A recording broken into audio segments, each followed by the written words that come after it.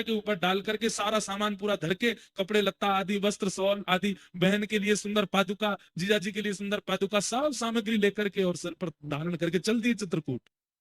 और रोते जा रहे रास्ते पर, चित्रकूट के वन में पहुंच गए। और वन में जाकर के सब रख दिया, और उनको तो वरदान था कि जब स्मरण करोगे आ जाएंगे। स्मरण किया, कहाँ है बहन जी, कहाँ हो, हे सीता बहिना कहाँ हो, हे राघव जीजा जी कहाँ हो, हे हमारे पहुना आप कहाँ हो, ऐसे चीख चीख के पुकारने लगे। इतने में ही सीता जी बोली, अरे देखो प्रयागदास जी ने कहीं से हमारा वनवास सुन लिया है, अभी जाके वन में ढूंढ रहे हैं।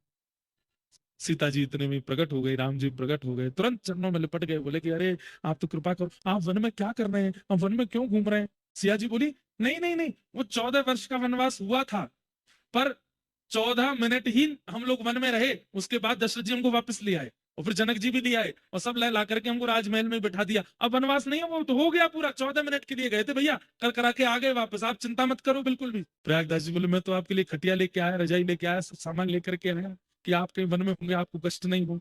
वो नहीं नहीं, हमारा तो वनवास पूरा हो गया, अब आप प्रेम से खटिया लाए, उस पर पड़ जाओ, प्रेम से आनंद करो, कोई चिंता की बात नहीं है, हम राजभवन में सुख ले रहे हैं। बस ये सुनते ही प्रयागदास जी नाचने लगे, बोले मेरी बहन सुख में है ना, कोई कष्ट तो नहीं। राम जी को बोले, बिल्कुल कष्ट नहीं देना इनको। राम जी बोले, बिल्कुल नहीं देंगे, चिंता मत करो। महाराज एक पेड़ के नीचे खटिया बिछा ली उसी दिन।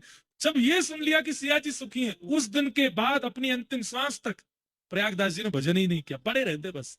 कोई आगे कहता भजन कर लो, बोले क्या करना, हमारी बहन सुखी है, अब क्यों भजन करना।